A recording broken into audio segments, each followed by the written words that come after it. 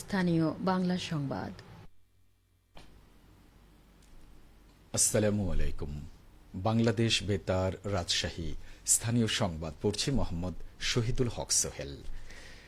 রাজশাহী বিশ্ববিদ্যালয়ে 2024-25 শিক্ষাবর্ষে স্নাতক সম্মান প্রথম পর্বের মানবিক ইউনিটের ভর্তি পরীক্ষা আজ থেকে অনুষ্ঠিত হচ্ছে।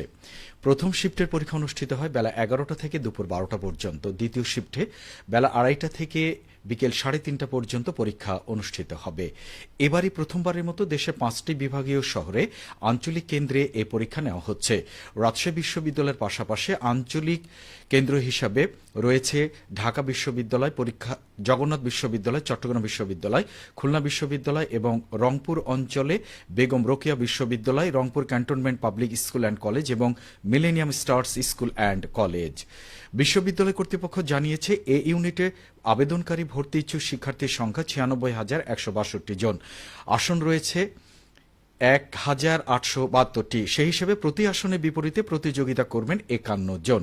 এই ইউনিটের আওতায় রয়েছে কলা, আইন, সামাজিক বিজ্ঞান ও চারুকলা অনুষদের 27টি বিভাগ এবং শিক্ষা ও গবেষণা ইনস্টিটিউট। নাটোরে মোগল আমলের ঐতিহ্যবাহী আলাইপুর মার্কাজ জামে মসজিদে দিনব্যাপী 11তম হজ প্রশিক্ষণ শুরু হয়েছে। আজ সকালে হাতে কলমে প্রশিক্ষণ প্রদানের এই কার্যক্রম শুরু হয়।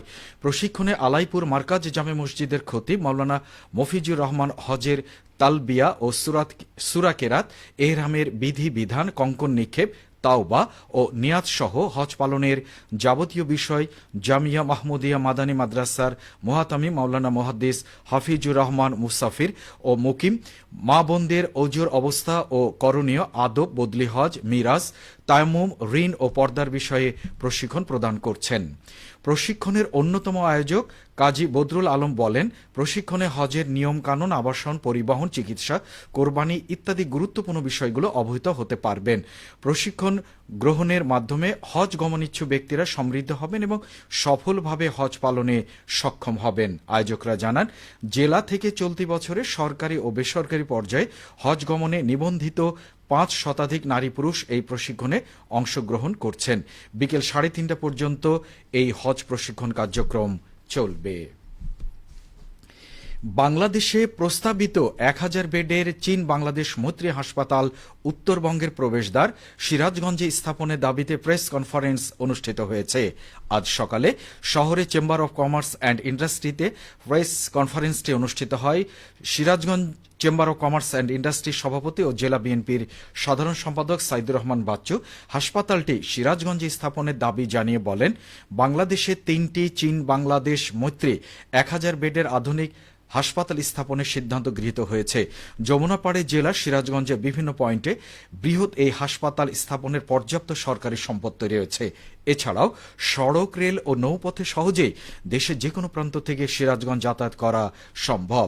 Sirajganj chamber of commerce and industry আয়োজিত প্রেস কনফারেন্সে ব্যবসায়ী, চিকিৎসক, গণমাধ্যম কর্মী সহ বিশিষ্টজনেরা উপস্থিত ছিলেন। বগুড়ার কাহালু কেন্দ্রীয় জামে মসজিদের নির্মাণ নতুন কাজের উদ্বোধন করা হয়েছে। গতকাল বাদ জুমা প্রস্তাবিত কেন্দ্রীয় জামে মসজিদের ভিত্তি স্থাপনের উদ্বোধন করেন কাহালু নন্দীগ্রাম এলাকার সাবেক জাতীয় সংসদ সদস্য মোহাম্মদ মোশাররফ হোসেন ও কাহালু উপজেলা পরিষদের সাবেক চেয়ারম্যান অধ্যক্ষ মাওলানা তায়েব আলী। এ সময় বগুড়া জেলা বিএনপি সহ সভাপতি, সাবেক পৌর মেয়র মোহাম্মদ ফরিদুর রহমান ফরিদ, উপজেলা বিএনপির ভারপ্রাপ্ত সভাপতি ও সাবেক পৌর মেয়র মোহাম্মদ আব্দুল মান্নান উপস্থিত ছিলেন। নওগাঁর বদলগাছিতে খরিফ মৌসুমে কৃষি প্রণোদনা কর্মসূচির আওতায় চাষিদের মাঝে বীজ ও সার বিতরণ করা হয়েছে। গতকাল কৃষি অফিসের আয়োজনে উপজেলা কৃষি প্রশিক্ষণ সেন্টারে এই বিতরণ অনুষ্ঠানে প্রধান অতিথি ছিলেন উপজেলা নির্বাহী অফিসার ইসরাত জাহান সনি। অনুষ্ঠানে উপজেলার 8টি ইউনিয়নের 2500 জন ক্ষুদ্র ও প্রান্তিক চাষিকে বিনামূল্যে 5 কেজি আউশ ধানের বীজ, 10 কেজি ডিএপি ও 10 কেজি এমওপি সার প্রদান করা হয়। নাটোরে আবাদি জমি থেকে চলতি মৌসুমের আলু সংগ্রহ কার্যক্রম শেষ হয়েছে। বিগত বছরের চেয়ে এবছর আলুর আবাদি জমির পরিমাণ, মোট উৎপাদন এবং গড় উৎপাদন বৃদ্ধি পেয়েছে। জেলায় 750 হেক্টর জমিতে আলু আবাদের লক্ষ্যমাত্রা থাকলেও আবাদ হয় 810 হেক্টর জমি। মোট আলু উৎপাদন হয়েছে 17,500 টন। পক্ষান্তরে গত বছর 734 হেক্টর জমি থেকে 15,408 টন ফলন পাওয়া যায়। নাটোর কৃষি সম্প্রসারণ বিভাগের উপপরিচালক মোহাম্মদ হাবিবুল ইসলাম খান বলেন, বিগত সময়ে বাজার মূল্য বৃদ্ধির ফলে কৃষকেরা আলু চাষে উৎসাহী হয়ে উঠেছেন।